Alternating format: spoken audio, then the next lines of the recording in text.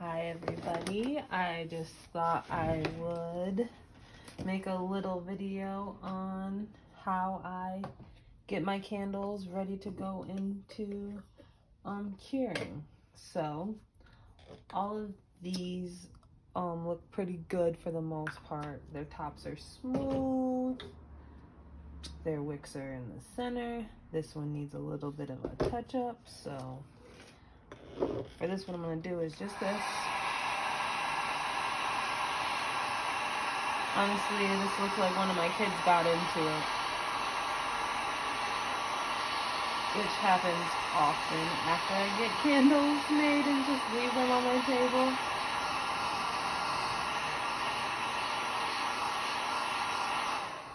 So what you do is you basically just melt the top layer of wax just to make it a smooth and consistent thing.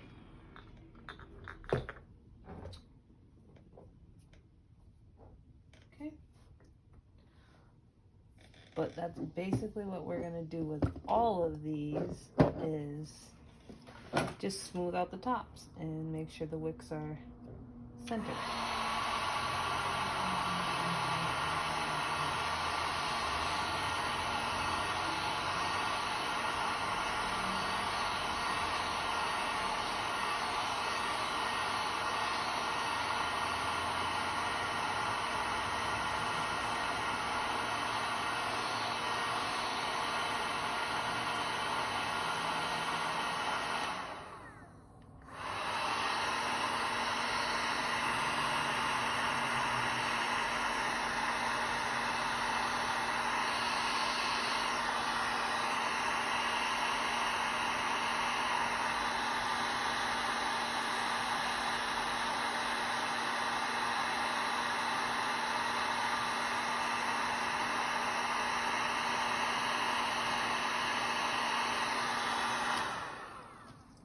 So because this one, the wax was poured basically right to the bottom of the centering device, made it have like a buildup of wax. So we may have to come back and hit that one a second time. But for the most times, you only have to go through and hit them one time. When I use the wax melts, I'm very careful too, because you see how it'll melt the packaging so quickly. So I prefer, most times I'll just leave the wax melts, like if they look like that, like a little indentation, as they are, because it is hard to smooth them out. But that's why other people use different types of waxes, which will have like a smoother finish all at the first time. And honestly, I don't even have to use a heat gun on all of them, because if you pour at the right temperature, then the tops come out perfect, which this is that. So for these types of things, one was the centering device, like I over poured in the candle, and the other one was the wick didn't set in the center, so all I do is just kind of move the wick through the candle, pull it up so it's straight and centered. But so now I'm trimming the wicks. I normally leave like a little bit for like the customer to trim their own wicks. Now this one I am going to hit with a heat gun. It doesn't really need it. It's really not that serious, but my that bothers me, the little indentation by the wick there, so I will fix that.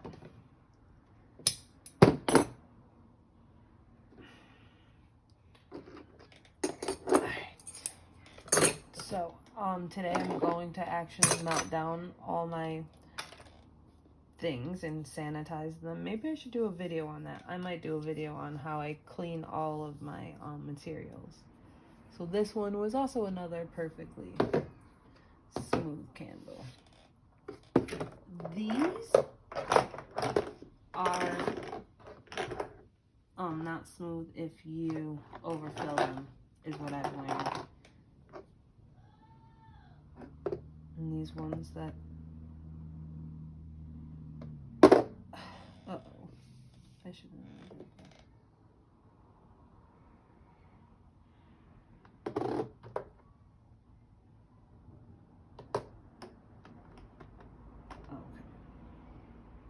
Christmas tree.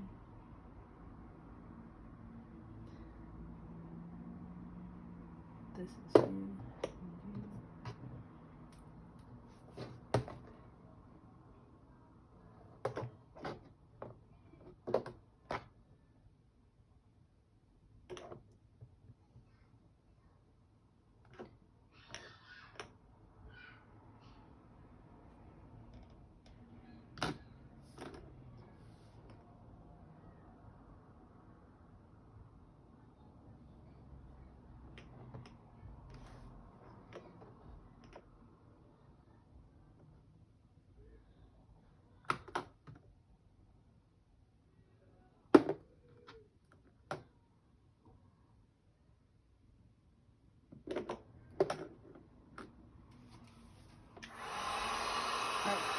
And organize the sense. So one of these is Christmas berry.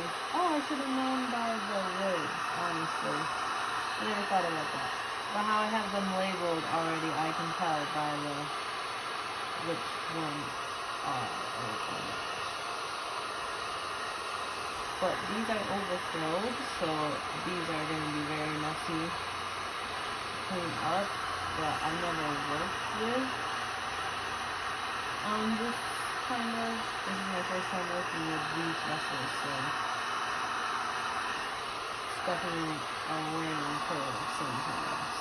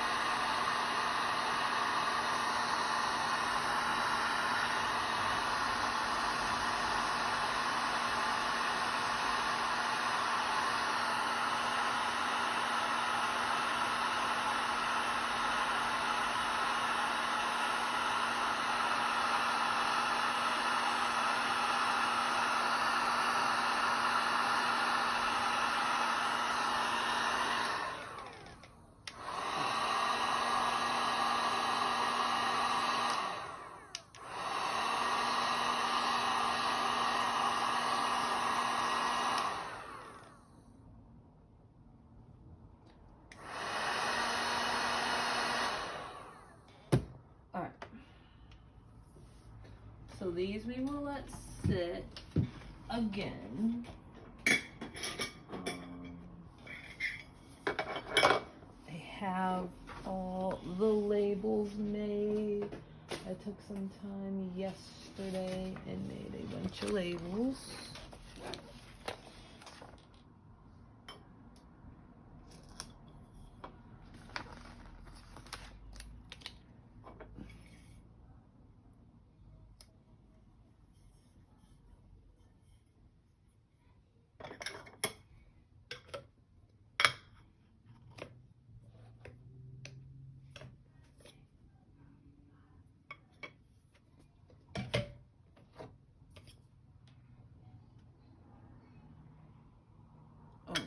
Christmas tree.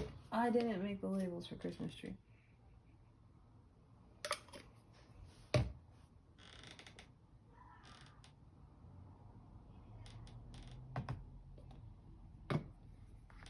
It's such a light, like non-existent scent. It's so weird. So these I actually need to remove. I was thinking, why did I put it on the one pin and not the other? But I didn't. I didn't make these labels yet.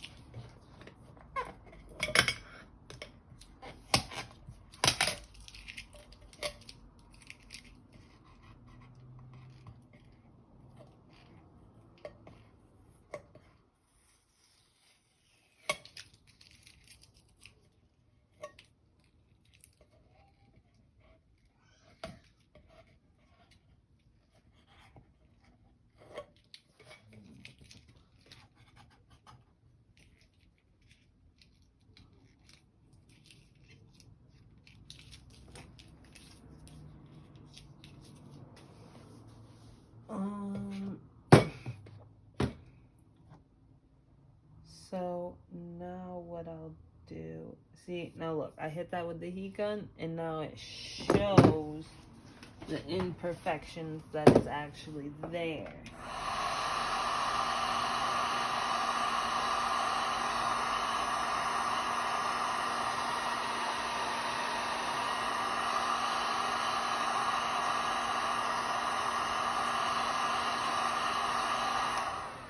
So I'm going to fix that there. That should be all that needs. Actually, let's look at this. Oh no. This one looks like it could use a little bit of another one in that one too.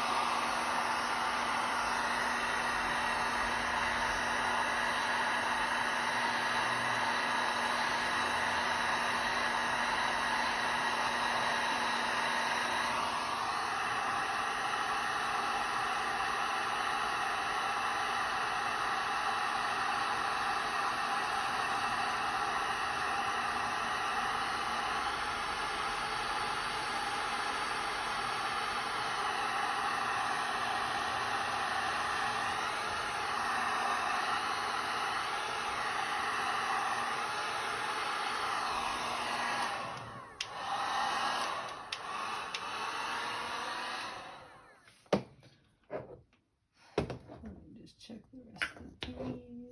Look good. This one.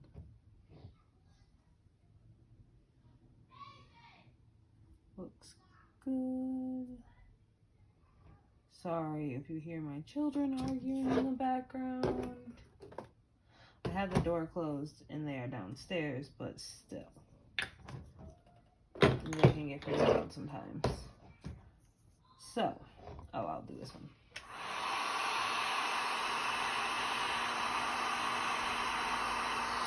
I think this lick is supposed to be over. That's better.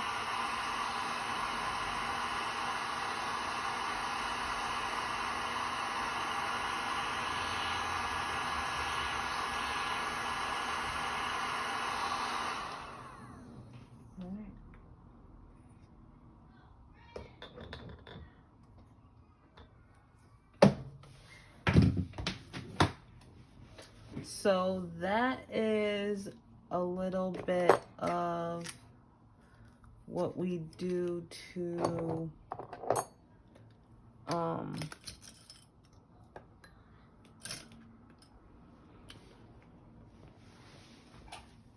check and make sure the candles are ready to be sold.